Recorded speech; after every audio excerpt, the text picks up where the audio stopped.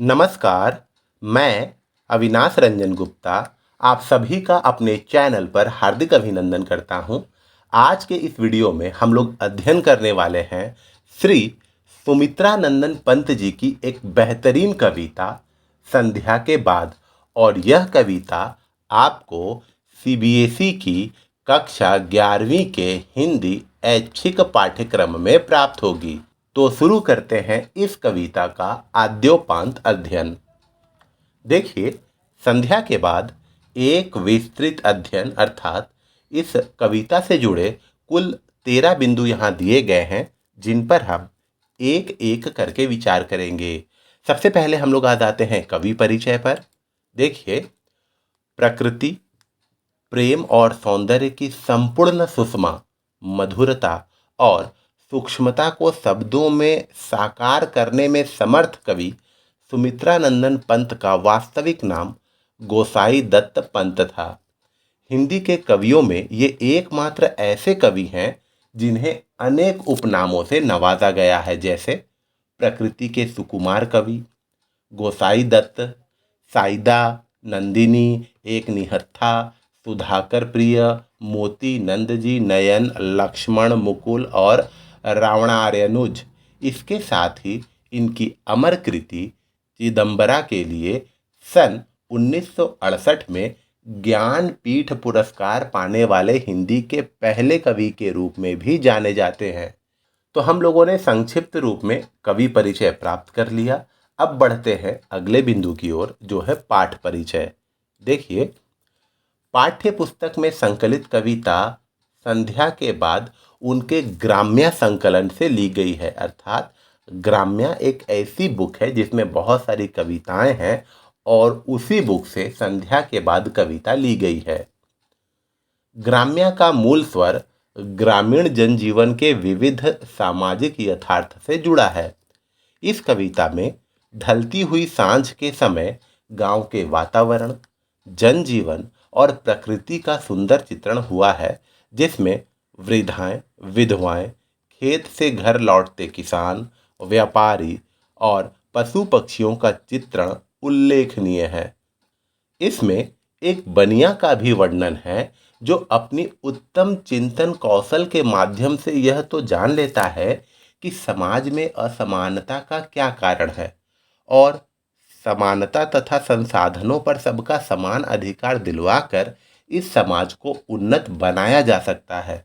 पर तभी उसके दुकान पर एक बुढ़िया आती है और आधा पाव आटा लेती है, तो वह वजन में डंडी मार लेता है। अर्थात वह खुद भी अनीति में शामिल है। उद्देश्य यह है कि लोग जानते हैं कि उनकी दुर्दशा का कारण क्या है, पर उन कारणों को दूर करने के बजाय वे उनसे समझौता कर लेते हैं और फिर उनका जीवन मुफलिसी और अभावों में ही बीतता है। मुफलिसी अर्थात गरीबी में। अब हम लोग आ जाते हैं पहली पंक्तियों की ओर। देखिए, यह है पहली पंक्तियां।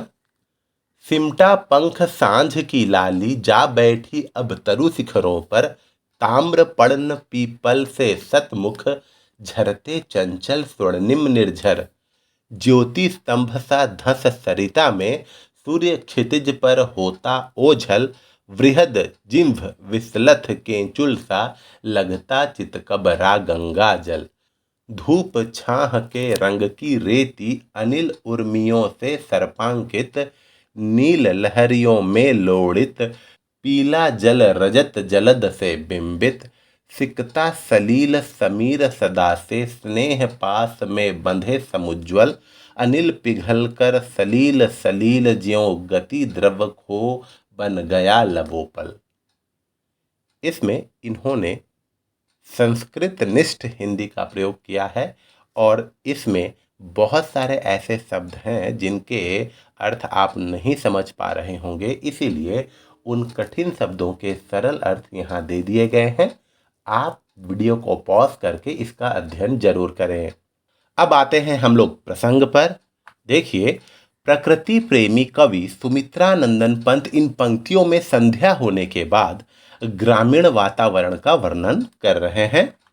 व्याख्या: कवि ने संध्या को पक्षी के समान माना है। संध्या रूपी पक्षी अपने पंखों को समेटकर पेड़ की सबसे ऊंची शाखाओं पर बैठता है। अतः संध्या की लालिमा अब पेड़ की ऊपरी शाखाओं पर ही दिख रही है। तांबे के समान पीपल के पत्तों की तरह कई मुंह वाले चंचल झरने सुनहरी धाराओं में बह रहे हैं, मानो इनके जल पर पीला प्रकाश पड़ रहा है, जिससे वे तांबे के रंग की तरह दिखाई दे रहे हैं। दूर क्षितिज पर उतरता सूर्य नदी में एक स्तंभ के समान प्रतीत हो रहा है। गंगा का चितकबरा पानी ऐसे लगता है जैसे कोई बड़ा थका अजगर लेटा हुआ हो। संध्या की लालिमा में नदी तट का रेत धूप छांव के रंग का लग रहा है। वह हवा के बहने पर सांप का रूप ले लेता है। नदी के नीले जल की लहरों पर जब सूर्य का प्रतिबिंब पड़ता है तो उसे पीला बना देता है तथा उन पर बादलों की सफेदी रजत अर्थात चांदी जैसी दिखती है। ऐसा प्रतीत होता है जैसे हवा पिघलकर पानी बनती है और पानी अपनी गति तथा तरल रूप को खोकर ओले के रूप में ढल जाता है। इस तरह प्रकृति में बदलाव होते रहता है। यहाँ देखिए विशेष हम लोग देख लेते हैं। भाषा संस्कृत निष्ठ खड़ी बोली है। ज्योति स्तंभ सा केंचुल सा में उपमा अलंकार का सुंदर प्रयोग हुआ है। ज्यो गति द्रव इसमें दृष्टांत अलंकार है। और यहाँ देखिए यही है, जब सूर्य क्षितिज में डूब रहा होता है तो पेड़ों से जब सूर्य की किरणें छन कर गिरती है तो लगता है कि ये रोशनी का झरना है, जो कवि ने यहाँ वर्णन किया है। उसके बाद जब सूर्य नदी में डूब रहा होता है, ऐसा आभास होता है, तो यहाँ पर देखिए एक स्तंभ सा खड़ा दिखता है। लग रहा है कि एक स्तंभ एक पिलर बन गया है। और उसके बाद जब हम लोग उस पानी को ध्यान से देखते हैं तो लगता है कि ये कोई अजगर सांप थक कर लेटा हुआ है, जो चितकबरा सा है। तो इस तरीके से हम लोगों ने चित्रों के माध्यम से भी पहली पंक्ति को समझने का प्रयास किया। अब हम बढ़ते हैं दूसरी पंक्तियों की तरफ। शंख घंट बजते मंदिर में, लहरों में होता लय कंपन, दीप शिखा ज्वलित कलश नभ में उठकर करता नीराजन, तट पर बगुलों सी वृद्धाएं विधवाएं जप ध्यान में मगन, मंथर धारा में बहता जिनका अदृश्य गति अंतर रोदन, दूर तमस रेखाओं सी उड़ती पंखों की गति सी चित्रित, सोन खगों की पांति आर्द्र ध्वनि से नीरव नभ करती मुखरित, स्वर्ण चूर्ण सी उड़ती गोरज किरणों की बादल सी जलकर, सनन तीर सा जाता नभ में ज्योतित पंखों कंठों का स्वर। देखिए इन पंक्तियों में भी कुछ कठिन शब्द आए हैं, जिनके सरल अर्थ आपको यहाँ मिल जाएंगे। अभी हम लोग आ जाते हैं संदर्भ पर। तो संदर्भ पूर्ववत ही है। प्रस्तुत पंक्तियां छायावाद के आधार स्तंभ सुमित्रा नंदन पंत की कविता संध्या के बाद से अवतरित है। प्रस्तुत कविता पंत के ग्राम्य संकलन से उद्धृत है। प्रसंग: प्रस्तुत पंक्तियों के माध्यम से कवि सुमित्रा नंदन पंत ने गांव के वातावरण में संध्या के प्रभाव को दर्शाया है। व्याख्या: शाम के समय मंदिरों में आरती होने की तैयारी शुरू हो जाती है। शंख और घंटे बजने लगते हैं, जिससे नदी की लहरों में कंपन होने लगता है। देखिए यहाँ कवि ने ये क्लोजली ऑब्जर्व किया है कि शाम के समय खास करके गांव में जब गांव के मंदिरों में आरती होने लगती है, तब शंख और घंटे बजने लगते हैं, जिससे उत्पन्न ध्वनि के माध्यम से नदी की लहरों में कंपन होने लगता है। दीपक की लौ के समान कलश भी सूर्य की लालिमा में आकाश में ऊपर उठकर आरती करता सा प्रतीत होता है। नदी के तट पर वृद्ध औरतें और विधवा महिला बगुले के समान लगती है, क्योंकि उनके सफ़ेद कपड़े और शरीर की भंगिमा बगुलों के साथ एकाकार हो जाते हैं। बगुलों की तरह उनकी पीड़ा जैसे कोई समझ नहीं पा रहा होता है, और उनकी पीड़ा मानो नदी में समा जा रही हो। क्योंकि वृद्धों की पीड़ा और विधवाओं की पीड़ा नॉर्मली कोई समझ नहीं पा रहा है, और उनकी पीड़ा को जब कोई नहीं समझता है तो कवि को ऐसा प्रतीत हो रहा है कि उनकी पीड़ा नदी में समा जा रही है। आकाश में दूर जब पक्षी उड़ रहे होते हैं तो वे पंक्ति में अंधकार सा प्रतीत होते हैं। उनकी गुंजन में सारे आकाश में चहचहाहट हो जाती है। शाम के समय जब गायें वापस आती हैं तो उनके खुरों से धूल भी उड़ रही होती है। यह धूल सूर्य प्रकाश से सुनहरी हो जाती है। जब आकाश में पक्षियों के कंठ का सन्न सन्न करता तेज स्वर गूंजता है तो वह आकाश में मानो तीर की तरह सनन सनन करते हुए निकल जाता है। तो कवि की यहाँ पर जो कल्पना है सचमुच विचित्र है, अद्भुत है, विलक्षण है। और वो कहते हैं कि शाम के समय जब पक्षियों की कतार, पक्षियों की पंक्ति अपने घोंसलों की तरफ बढ़ रही होती है, और अगर वो उस समय ध्वनि करते हैं तो उनकी ध्वनि मानो हवा में तीर के समान एक दिशा से दूसरी दिशा की ओर जाती हुई प्रतीत होती है। विशेष पर आते हैं। भाषा संस्कृत निष्ठ खड़ी बोली है। दीप शिखा सा, बगुलों सी, स्वर्ण पूर्ण सी आदि में उपमा अलंकार है, और ये मुक्तक छंद है। अब हम लोग आते हैं तीसरी पंक्ति की तरफ। लौटे खग गाय घर लौटी, लौटे कृषक शांत सलथ डगधर, छिपे गृहों में मलान चराचर, छाया भी हो गई अगोचर।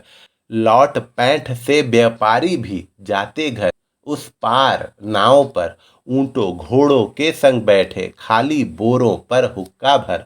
जाड़ों की सूनी द्वाभा में झूल रही निसी छाया गहरी, डूब रहे निष्प्रभ विषाद में खेत बाग गृह तरु तट लहरी। बिरहा गाते गाड़ी वाले भूख भूख कर लड़ते कूकर, हुआ करते सियार देते विषण निसी बेला को स्वर। इसमें भी कठिन शब्दों का प्रयोग है जिसके सरल अर्थ यहाँ दिए गए हैं। हम लोग आ जाते हैं संदर्भ पर।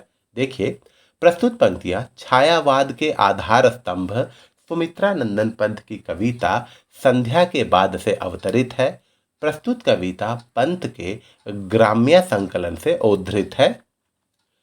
प्रस्तुत पंक्तियों के माध्यम से कवि सुमित्रानंदन पंत द्वारा गांव के वातावरण में संध्या को चित्रित किया गया है, और ये प्रसंग है। अब हम लोग आते हैं व्याख्या पर। देखिए, शाम के समय पक्षी और गाय अपने घरों को लौट रहे हैं। किसान भी सारा दिन मेहनत करके थके हुए घरों को लौट रहे हैं। सभी जीव अपने अपने रहने के स्थानों में जा छिपे हैं। अब तो अंधेरे के कारण पक्षियों की छाया भी नहीं दिख रही है। गांव के बाजार से व्यापारी भी अपने घर नाव पर बैठकर लौट आए हैं। वे ऊंट घोड़ों के साथ खाली बोरों पर बैठकर हुक्का पी रहे हैं। सर्दियों में शाम और रात के मिलने पर चारों ओर सूनापन है। संध्या बीत जाने पर रात की छाया गहराती जा रही है। इस अंधकार में खेत बाग घर पेड़ तट और लहरें निष्प्रभ, अर्थात कोई आभा नहीं, कोई चमक नहीं, निष्प्रभ तथा शोक में डूब गई हैं।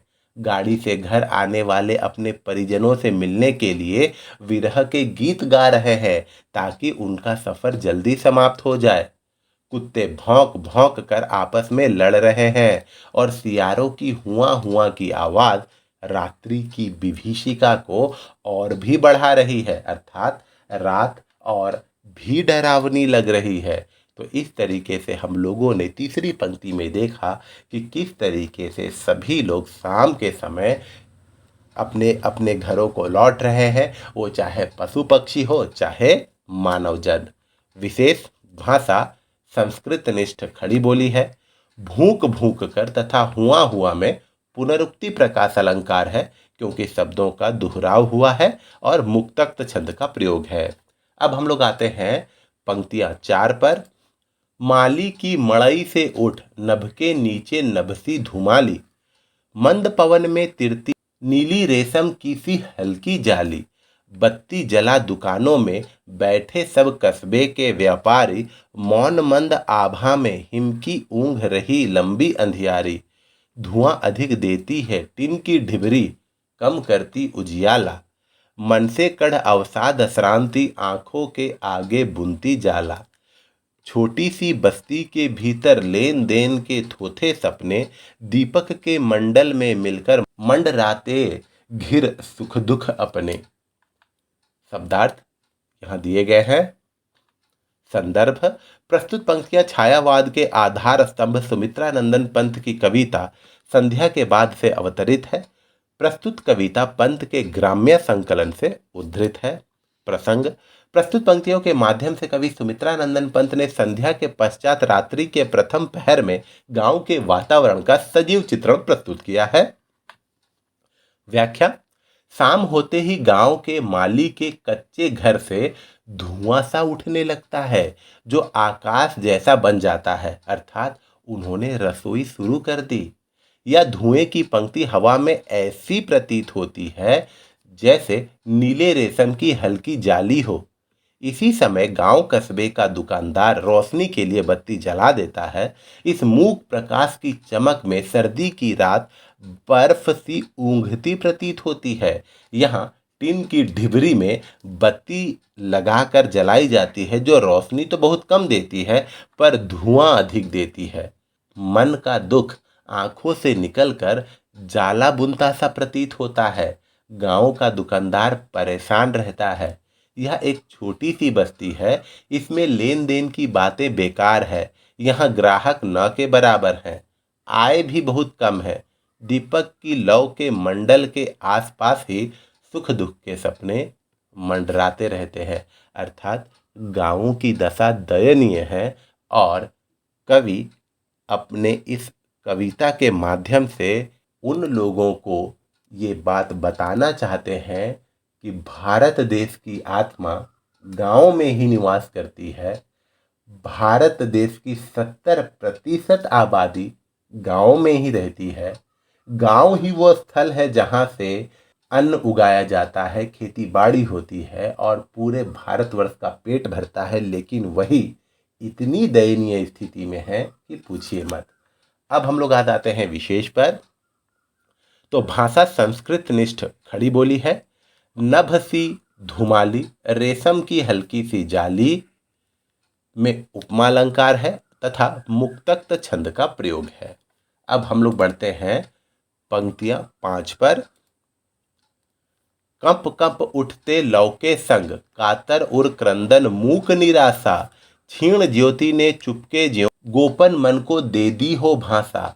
लीन हो गई क्षण में बस्ती, मिट्टी खपरे के घर आंगन। भूल गए लाला अपनी सुधि, भूल गया सब ब्याज मूलधन। सकुची सी परचून किराने की ढेरी, लग रही ही तुच्छ तर। इस नीरव प्रदोष में आकुल, उमड़ रहा अंतर जग बाहर। अनुभव करता लाला का मन, छोटी हस्ती का सस्तापन। जाग उठा उसमें मानव, और असफल जीवन का उत्पीड़न। इसमें भी कठिन शब्द है जिसके सरल अर्थ यहाँ दिए गए हैं। वीडियो को पॉज करके आप इसका अध्ययन जरूर करें। अब हम लोग आ जाते हैं संदर्भ में। प्रस्तुत पंक्तियां छायावाद के आधार स्तंभ सुमित्रानंदन पंत की कविता संध्या के बाद से अवतरित है। प्रस्तुत कविता पंत के ग्राम्य संकलन से उद्धृत है। प्रसंग, प्रस्तुत पंक्तियों के माध्यम से कवि सुमित्रानंदन पंत संध्या के समय गांव के वातावरण का चित्रण कर रहे हैं। व्याख्या, कवि कहता है कि गांव में निर्धनता का राज है, इसीलिए कांपती लौ के साथ साथ उनके हृदयों में क्रंदन होता रहता है। उनकी मूक निराशा की भावना कम प्रकाश में प्रकट होती है। इस समय जो हल्का प्रकाश हो रहा है वही उनके मन में समाई गुप्त बातों को प्रकट करता सा जान पड़ता है।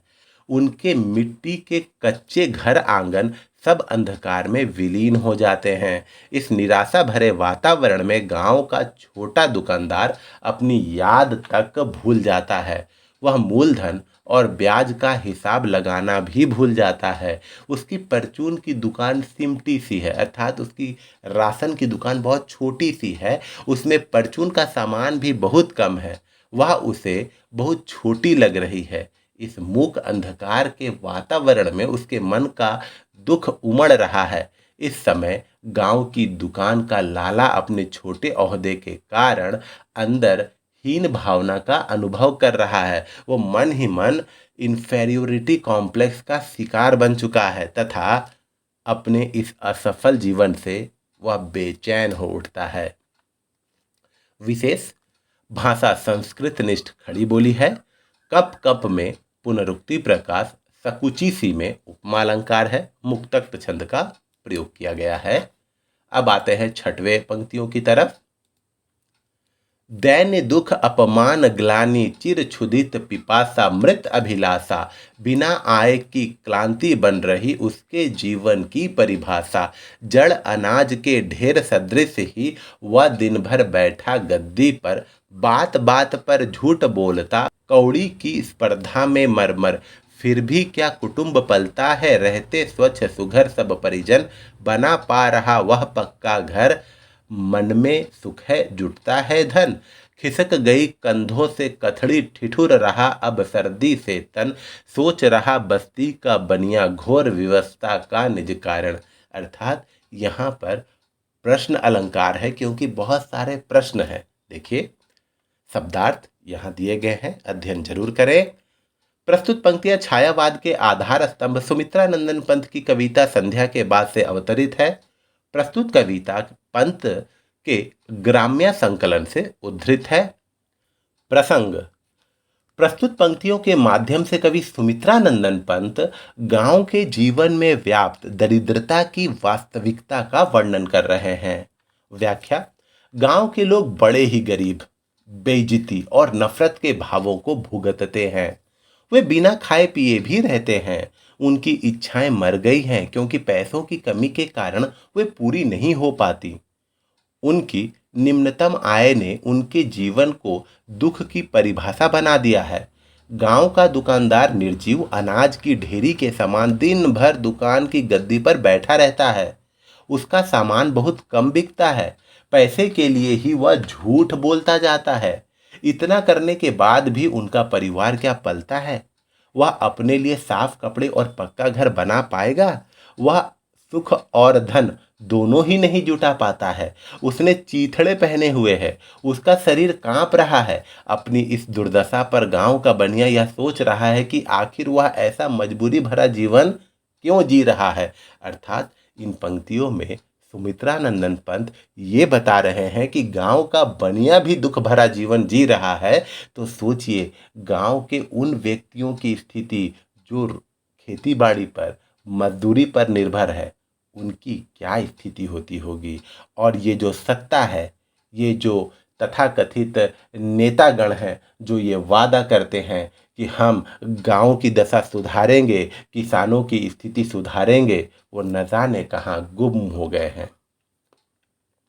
भाषा संस्कृत निष्ठ खड़ी बोली है। रहते स्वच्छ सुघर सब परिजन, मन में सुख है जुटता है धन आदि में प्रश्न अलंकार का सुंदर प्रयोग है। मुक्तक छंद का प्रयोग है इसमें। अब आते हैं पंक्ति नंबर 7 पर। शहरी बनियों सा वह भी उठ क्यों बन जाता नहीं महाजन। रोक दिए है किसने उसकी जीवन उन्नति के सब साधन। यह क्या संभव नहीं व्यवस्था में जग की कुछ हो परिवर्तन। कर्म और गुण के समान ही सकल आय व्यय का हो वितरण। घुसे घरौंदों में मिट्टी के अपनी अपनी सोच रहे जन। क्या ऐसा कुछ नहीं फूंक दे जो सब में सामूहिक जीवन। मिलकर जन निर्माण करे जग मिलकर भोग करे जीवन का। जन विमुक्त हो जन शोषण से हो समाज अधिकारी धन का। देखिए इसमें मार्क्सवाद झलकता है। मार्क्सवाद के प्रवर्तक कार्ल मार्क्स का मानना था कि समाज की संपत्ति का इक्वल डिस्ट्रीब्यूशन सभी लोगों में हो जाए तो किसी भी तरह की समस्या आएगी ही नहीं। यहाँ कठिन शब्दों के सरल अर्थ दिए गए हैं। संदर्भ पूर्ववत ही है। हम लोग आ जाते हैं प्रसंग पर। प्रस्तुत पंक्तियों के माध्यम से कवि सुमित्रानंदन पंत ने गांव की निर्धनता का चित्रण किया है। व्याख्या। गांव का दुकानदार सोचता है कि वह शहरी बनियों की तरह क्यों नहीं है।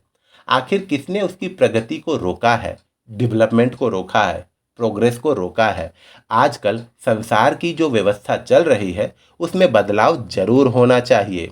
यह बदलाव ही हमारे जीवन की दशा को सुधार पाएगा। अतः समाज में समानता होनी चाहिए, लोगों के कामों और लक्षणों के आधार पर बंटवारा होना चाहिए, जबकि ऐसा नहीं हो रहा। गांव के लोग अपने अपने कच्चे घरों में घुसकर अपने अपने बारे में सोच रहे हैं। किस प्रकार लोगों में सामूहिक जीवन आए, अर्थात सभी लोग एक समान सुविधाओं का भोग करें। इस नए संसार में सभी मिलकर सुविधाओं को बांटे, लोग शोषण मुक्त हो। किस प्रकार साम्यवाद कायम हो सकता है, अर्थात गांव का बनिया भी प्रोग्रेसिव सोच रखते हुए ये सब सोच रहा है कि किस प्रकार लोगों की निर्धनता को दूर किया जाए, क्योंकि वो खुद निर्धन है। वो शहरी महाजनों की तरह, शहरी बनियों की तरह अमीर नहीं है, और इसलिए बनिया बनिया बुद्धि का प्रयोग करते हुए अपनी दुर्दशा को दूर करने के लिए उपाय सोच रहा है। भाषा संस्कृत निष्ठ खड़ी बोली है। क्यों बन जाता नहीं महाजन, व्यवस्था परिवर्तन आदि में प्रश्न अलंकार है, और मुक्तक छंद तो पूरी कविता में ही है। अब आते हैं हम लोग अंतिम पंक्तियों की ओर, जो है पंक्ति नंबर 8। देखिए, दरिद्रता पापों की जननी, मिटे जनों के पाप ताप भय, सुंदर हो अधिवास वसन तन, पशु पर फिर मानव की हो जय। व्यक्ति नहीं जग की परिपाटी, दोषी जन के दुख क्लेश की, जन का श्रम जन में बट जाए, प्रजा सुखी हो देश देश की। टूट गया वह स्वप्न वणिक का, आई जब बुढ़िया बेचारी, आधा पाव आटा लेने लो लाला ने फिर डंडी मारी। चीख उठा घुघु डालों में, लोगों ने पट दिए द्वार पर, निगल रहा बस्ती को धीरे, गाढ़ अलस निद्रा का अजगर। देखिए, शब्दार्थ यहाँ दिए गए हैं, संदर्भ पूर्ववत ही है। प्रसंग, प्रस्तुत पंक्तियों के माध्यम से कवि सुमित्रानंदन पंत गांव की निर्धनता का पुनः चित्रण करते हुए ये बता रहे हैं कि कैसे बनिया, जो उत्तम सोच का स्वामी अभी कुछ पंक्तियों पहले बना हुआ था, अपनी ही सोच से कैसे डगमगा गया, कैसे भ्रष्ट हो गया। निर्धनता ही सारे पापों की जड़ है। यस, गरीबी से बड़ा अभिशाप इस दुनिया में और कुछ नहीं। और कहा जाता है कि आप गरीब पैदा हुए, इसमें आपकी कोई गलती नहीं, लेकिन अगर आप गरीब ही मर जाएंगे तो इसमें आपकी गलती है। और गरीबी सभी प्रकार के पापों की जड़ है, सभी प्रकार के क्राइम की जड़ मानी जाती है। यही निर्धनता सभी प्रकार के दुष्कर्म कराती है। कवि की आकांक्षा है कि लोगों के जीवन से पाप, दुख, भय आदि समाप्त होने चाहिए। लोगों को सारी सुख सुविधाएं मिलनी चाहिए। सुंदर घर, सुंदर कपड़े और सुंदर पोषित शरीर से ही पाशविकता पर मानवता की भावना जय होगी। अर्थात अगर एक व्यक्ति बहुत दरिद्र है, बहुत गरीब है, तथा उसके तन पर अच्छे कपड़े नहीं, उसका शरीर देखकर लग रहा है कि वो कुपोषण का शिकार है, तो उसमें और पशु में कोई अंतर रह ही नहीं जाएगा। पशु और मनुष्य में अंतर उसी समय होगा जब एक व्यक्ति को अच्छा घर, अच्छे कपड़े और एक पोषित अर्थात पोषण से भरा शरीर मिले। एक व्यक्ति दोषी ना होकर समस्त रूढ़िवादी परंपरा इसके लिए उत्तरदायी है। यदि सबकी मेहनत का फल सबको बराबर मिल जाए तो सारी जनता सुखी हो सकती है। गांव का छोटा दुकानदार इस प्रकार का स्वप्न देखता है, लेकिन वह सपना टूट गया जब गांव की एक बूढ़ी स्त्री उससे आधा पाव आटा खरीदने आती है तो यही दुकानदार डंडी मारकर कम तोलता है। अर्थात इस असमान अर्थव्यवस्था के लिए वह स्वयं भी दोषी है। तभी उल्लू पेड़ की डाल पर बैठा आवाज लगाने लगता है और लोग अपने घरों के दरवाजे बंद कर लेते हैं।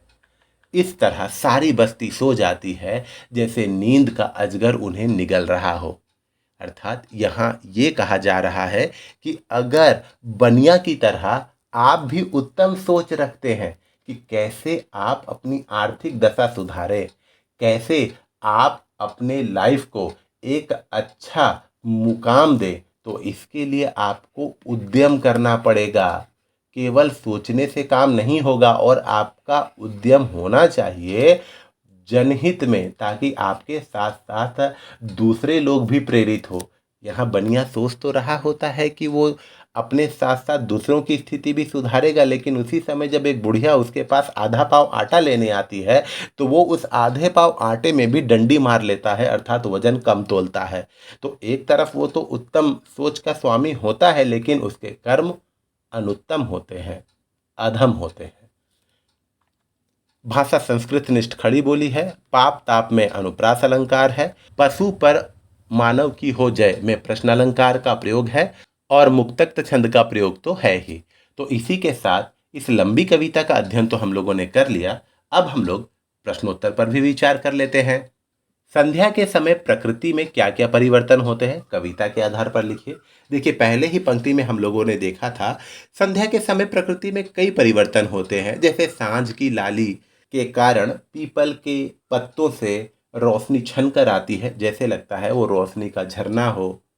सूर्य जब डूब रहा होता है तो उसके प्रकाश से एक स्तंभ सा नदी पर छाने लगता है और गंगा जल का नदी वो जो चितकबरा सा लगता है मानो वो अजगर हो। और इस तरीके की कई परिवर्तन हम लोगों को देखने को मिलते हैं। पंत जी ने नदी के तट का जो वर्णन किया है उसे अपने शब्दों में लिखिए। देखिए, नदी के तट पर फैली हुई रेत हवा के झोंकों के कारण सांप की आकृति बन चुकी होती है। उसके ऊपरी भाग पर तो प्रकाश पड़ रहा है, किंतु गहरे हिस्सों पर छाया पड़ रही है, जिसके कारण रेत धूप छांव के रंग में रंगी हुई लग रही है। नदी के तट पर बूढ़ी विधवाएं और ध्यान में लीन होकर बैठी हुई हैं, जो बगुलों की भांति लग रही हैं। तो इस तरीके से हम लोग देख रहे हैं कि पंत जी ने नदी के तट का जो वर्णन किया है सचमुच मनमोहक है। बस्ती के छोटे से गांव के अवसाद को किन किन उपकरणों द्वारा अभिव्यक्त किया गया है। बस्ती के छोटे से गांव का अवसाद वहां बने हुए मिट्टी के पके हुए खोपड़ों से छाए हुए घर, ढिबरी जो प्रकाश से अधिक धुआं देती है, लाला की फटी पुरानी कपड़ों से बनी गुदड़ी, कुत्तों के भौंकने तथा सियार की हुआ हुआ आदि उपकरणों द्वारा गांव के अवसाद को दिखाया गया है। लाला के मन में उठने वाली दुविधा को अपने शब्दों में लिखिए। लाला के मन में गरीबी, दुख, अपमान, खेद, दीर्घकालीन भूख, प्यास, मरी हुई इच्छाएं, बिना आमदनी के आई शिथिलता आदि से दुविधा उत्पन्न हो गई है। बनिया सोच रहा होता है कि मैं शहरी बनियों की तरह अमीर क्यों नहीं हूँ। वह यह भी सोच रहा है कि शहर के साहूकार, शहर के बनिए, शहर के महाजन धन धान्य से परिपूर्ण है, मैं क्यों नहीं हूँ। और इसी समय उसकी मार्क्सवादी चिंतन धारा काम करती है और वो ये सोचता है कि अगर प्रत्येक व्यक्ति के श्रम को उचित रूप से उनमें बांट दिया जाए तो जीवन सुखमय हो सकता है। सामाजिक समानता की छवि की कल्पना किस तरह अभिव्यक्त हुई है। जस्ट अभी मैंने कहा सामाजिक समानता कार्ल मार्क्स अर्थात मार्क्सवाद चिंतन धारा के अनुसार उसी समय लागू हो सकती है या अभिव्यक्त हो सकती है या अपने वास्तविक रूप में आ सकती है जब समाज के संसाधनों का वितरण समान रूप से समाज के सभी लोगों में कर दिया जाए और मेहनत का भी सही पारिश्रमिक दिया जाए। कर्म और गुण के समान डैश डैश डैश हो वितरण पंक्ति के माध्यम से कवि कैसे समाज की ओर संकेत करता है। इन पंक्तियों के माध्यम से कवि संकेत कर रहा है कि मनुष्य और पशु में कुछ अंतर है। पशु कहीं भी रहते हैं, लेकिन मनुष्यों को रहने के लिए सुंदर घर, शरीर को ढकने के लिए सुंदर कपड़े और शरीर के पोषण के लिए पौष्टिक खाना चाहिए, जो इस समय मनुष्यों को नहीं मिल रहा है। इसीलिए कवि कहते हैं कि अगर परिश्रम का उचित पारिश्रमिक दिया जाए और समाज के संसाधनों का इक्वल डिस्ट्रीब्यूशन कर दिया जाए तो मनुष्य पशुओं से उन्नत स्थिति में आ सकता है और समाज उन्नत बन सकता है। अब हम लोग आ जाते हैं बहुविकल्पीय प्रश्नों पर। देखिए, कवि के अनुसार गंगा जल किस रंग का प्रतीत हो रहा है। चितकबरा। कवि के अनुसार रेत का रंग कैसा है। देखिए, धूप छाह के रंग का, क्योंकि जहां उठा हुआ है वहां धूप पड़ रहा है और जहां गहरा है वहां छाह। कवि के अनुसार मंदिर में क्या बन रहा है। शंख एवं घंटा। कवि के अनुसार कौन घरों को लौट आए? खग, गाय, किसान, ये सभी। मड़ई का क्या अर्थ होता है? मड़ई का अर्थ होता है झोपड़ी। कवि के अनुसार बात बात पर झूठ कौन बोल रहा है? गांव का बनिया। संध्या के बाद कविता किस दर्शन से प्रभावित होता है? मार्क्सवाद। ज्यों गति द्रव खोबन में कौन सा अलंकार है? यहां पर आप देख लीजिए तो उत्प्रेक्षा अलंकार है, क्योंकि ज्यों आ गया है।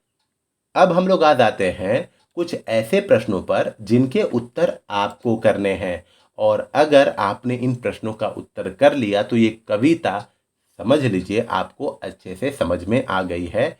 इस वीडियो के डिस्क्रिप्शन में आपको इस कविता का टेक्स्ट मिल जाएगा। उम्मीद करता हूँ आपको मेरा ये वीडियो ज़रूर अच्छा और इन्फॉर्मेटिव लगा होगा। हम पुनः मिलेंगे किसी अगले वीडियो में, तब तक के लिए धन्यवाद।